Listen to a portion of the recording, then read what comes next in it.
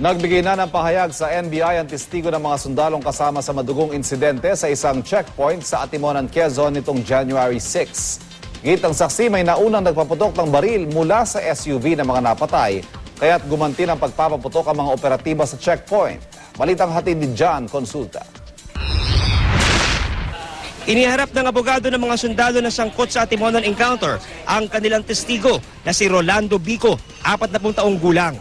Pumarap siya sa media kasama ang kanyang abogado. Sa kanyang pahayag sa mga investigador ng NBI, sinabi ni Bico na di bababa sa 25 metro ang kanyang layo mula sa pinangyarihan ng engkwentro. Nasa loob daw siya ng bahay.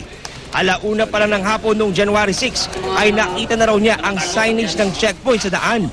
5 sasakyan na nakaparada sa gilid ng kalsada at higit kumulang 30 hanggang 40 uniformadong sundalo at mga nakasibilyan na nasa checkpoint. Wala raw itong nakitang truck na sinasabi ng mga testigo ng DOJ kung saan sila nakasakay. Doon sa area yun, ikaw lang ba ang malapit dyan sa crime scene?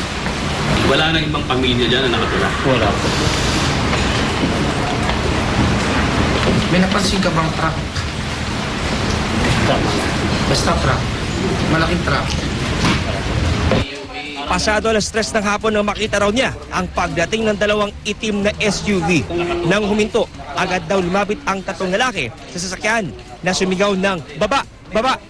Pero wala raw bumaba at bigla na lang may pumutok ng 3 beses sa loob ng unang Montero habang nakasara ang bintana. Nakita raw niyang tumumba ang isa sa 3 lalaki.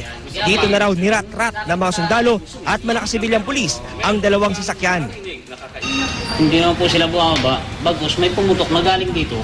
Sa first vehicle? Oo. Sa una?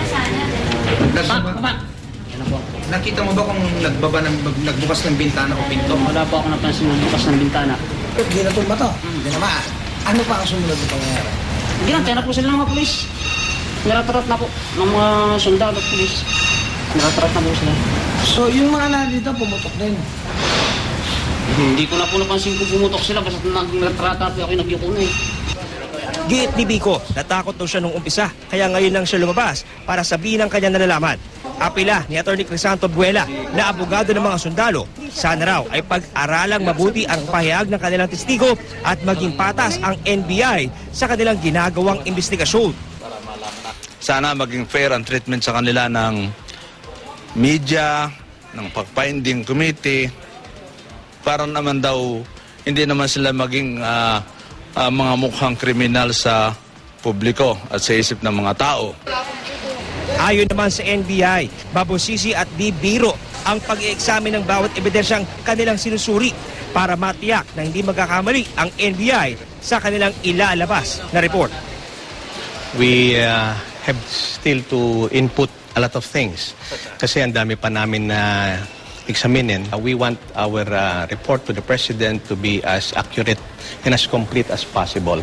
Ayaw naman namin na medyo half-baked or kulang-kulang just for the sake of complying with the deadline. Iisang insidente pero dalawang bersyon ng kwento. Sino nga bang mananaig sa banggaan ng mga testigo? Ayon sa NBI, sa bandang huli, ang ebidensya sa crime scene at ang mga taong handang magsalita ang siyang makapagsasabi ng katotohanan. John Consulta, GMA News.